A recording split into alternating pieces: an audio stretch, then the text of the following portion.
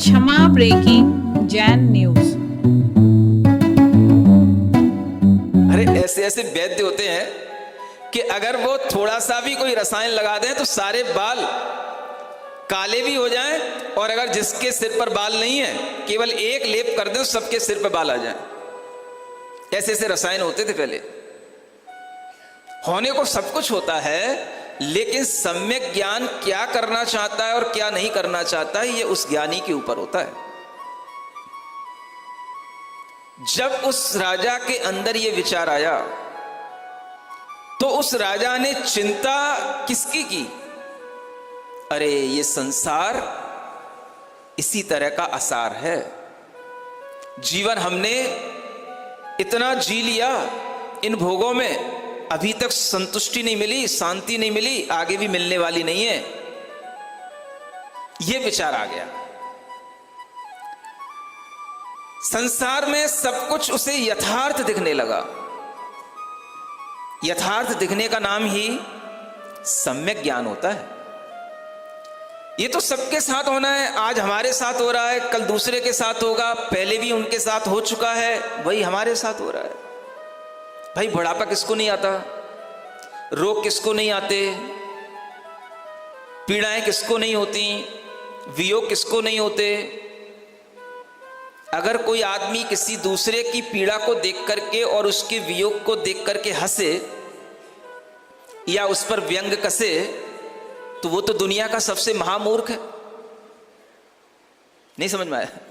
उससे बड़ा मूर्ख और कौन होगा? और ज्यादातर यही होता है। आप देखना, आपके लिए अगर किसी भी तरह का दुख होता है तो आपके आपस में परिवार के लोग, रिश्तेदार लोग कोई ना कोई ऐसी व्यंग कस देते हैं, ऐसी कोई ना कोई बात बोल देते हैं जिसके कारण से आपका दुख और कई गुना बढ़ जाता है। समझ आ रहा है? हमें दुख अपना नहीं होता, अपना तो सहन कर लेते हैं। दुख इस बात का होता है वो क्या बोल रहा है, वो क्या कह रहा है, वो क्या सोच रहा है। विवाह हो गया बेटी का, अब बेटी के विवाह के उपरांत मान लो 1 साल 2 साल में कुछ कारणों से बेटी को घर पे आ जाना पड़ा। अब परेशानी किस बात की? मम्मी पापा बेटी को घर में रखना चाहते हैं। अब ये जो अपने रिश्तेदार हैं, जिन्हें हम अपना मित्र समझते हैं, जिन्हें हम अपना घनिष्ठ समझते हैं, यही हमारे लिए पीड़ा के कारण बनते हैं। पहले भी एक बार आपसे कहा था, ये सब अपने शत्रु होते हैं जितने भी रिश्तेदार होते हैं, लेकिन हम कह देंगे तो आप हमारे ऊपर चिल्लाने लग जाओगे। आपको कभी जीवन में समझ में तो आए कि ये हमारे मित्र नहीं है, शत्रु हैं। वैराग्य एक अलग चीज है, लेकिन समझदारी आना एक अलग चीज है। किसी को एक बाल के माध्यम से इतनी समझदारी आ जाती है कि वो संसार को अनित्य देखने लग जाता है, संसार की यथार्थता को समझने लग जाता है।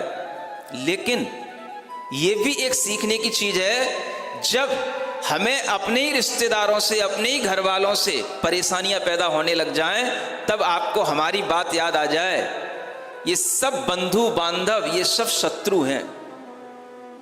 जिस दिन आपको ये समझ आ जाए उसी दिन समझ लेना आपके अंदर समझदारी आ रही है। लेकिन उनसे कहना मत ये शत्रु है। हाँ, भीतर मन में विचार कर लेना। अरे भाई, बेटी स्वयं अपना जीवन जीना चाहती है, माता पिता भाई उसको घर में रखना चाहते हैं। अब बगल के चाचा ताता ताऊ बुआ मामा, बेटी घर में क्यों है, बेटी घर में क्यों है, बेटी घर में क्यों है, वहां से क्यों चली आई, वहां पे क्या बिगड़ गया, उसको घर में क्यों रखाए हो? हद होगी भाई। हमारी बेटी है, हमारी बहन है, हमें दिक्कत नहीं हो रही उसको रखने में, तुम्हें क्या दिक्कत हो रही? अरे ये कहानियां घर घर में बढ़ रही हैं। माता पिता के लिए कोई दिक्कत नहीं है, लेकिन दिक्कत किस बात की? घर से बाहर निकले तो दिक्कत, मंदिर जाए तो दिक्कत, समाज में कहीं बैठने उठने जाए तो दिक्कत। ये अपने घर में आ गई, ये अपने घर में आ गई। सुन रहे हो कि नहीं? ये हो रहा है कि नहीं हो रहा? घरों घरों में हो रहा। फिर भी एक घर वाले दूसरे घर वाले के लिए अगर उनके घर की बेटी उनकी अपनी पति के साथ रह रही है तो उन्हें ऐसा लगता है कि मेरी बेटी तो बहुत सुखी है और इसकी बेटी घर में क्यों रह रही है, तो उसको वह दुख देने लग जाते हैं। जो हमें दुख दे वो हमारा शत्रु होता है कि मित्र होता है, बताओ? बोलो बोलो, तुम ही बोलो पहले। हैं? जिसकी बात सुन करके हमारे तन बदन में आग लग जाए वो हमारा शत्रु होगा कि मित्र होगा? अरे भाई, मित्र होगा तो हमें ढाढ़स बनाएगा, मित्र होगा तो हमें पुचकारेगा, हमें समझाएगा, हमें अच्छी सलाह देगा। ये क्या तरीका है? आजकल लोगों की ये आदतें, कितने भी पढ़ लिख गए हों, ये गई नहीं है आदतें। समझ आ रहा है? हाँ, खास तौर से ये आदतें सबसे ज्यादा पाई जाती हैं इधर लेफ्ट साइड में रहने वाले लोगों को। हाँ, क्योंकि ये जब भी बैठेंगी गुट बना के बैठेंगी। आप देखना, जब तक एक बगल में उनकी ही ना बैठी हो सहेली तब तक भी बैठती नहीं है। उन्हें लगता ही नहीं है कि हम यहाँ बैठे हैं और हमारा कोई यहाँ पर है। हाँ, देख लेना आप, आदमी अकेला अकेला बैठ सकता है लेकिन इन्हें कहीं ना कहीं गुट बना के बैठना पड़ता है। गुट बना करके ही पूजा करनी पड़ती है मंदिर में, गुट बना करके ही सब तरह के उन्हें आहार दान आदि के काम करने पड़ते हैं और सब काम करती जाएंगी और एक दूसरे की, उसकी बेटी वहां चली गई, उसका ही बेटा वे हो गया, उसने उससे विवाह कर लिया, उसका ये हो गया, ये करती रहेंगी। समझ आ रहा है?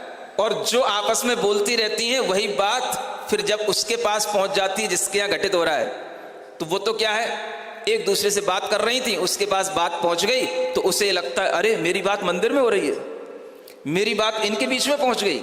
तो उस आदमी को इतना दुख होता है कि वो सोचता है कि हमारी बात के कारण से दुनिया में हमारी बात फैल गई और अब इस सब लोग हमको गलत देख रहे हैं, गलत सोच रहे हैं।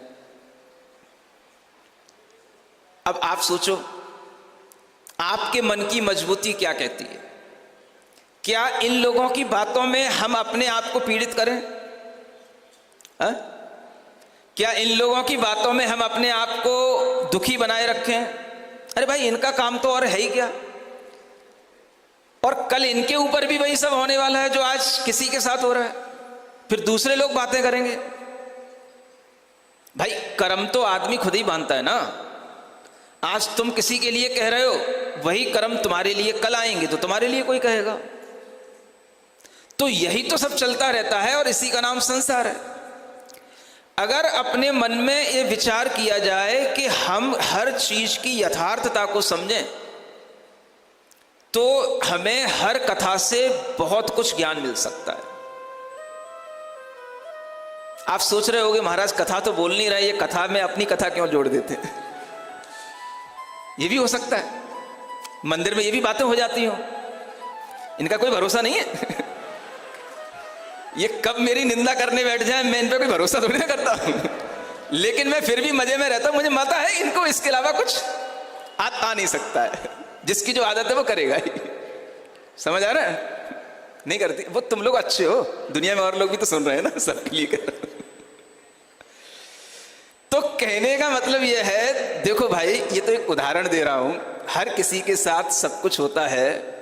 हम अपने सामने घटित होने वाली घटना में ये करने लग जाते हैं, एक दूसरे के साथ इस तरीके से करने लग जाते हैं। और जो महापुरुष होते हैं वो क्या करते हैं, ये एक अंतर बताना चाह रहा हूं आपको।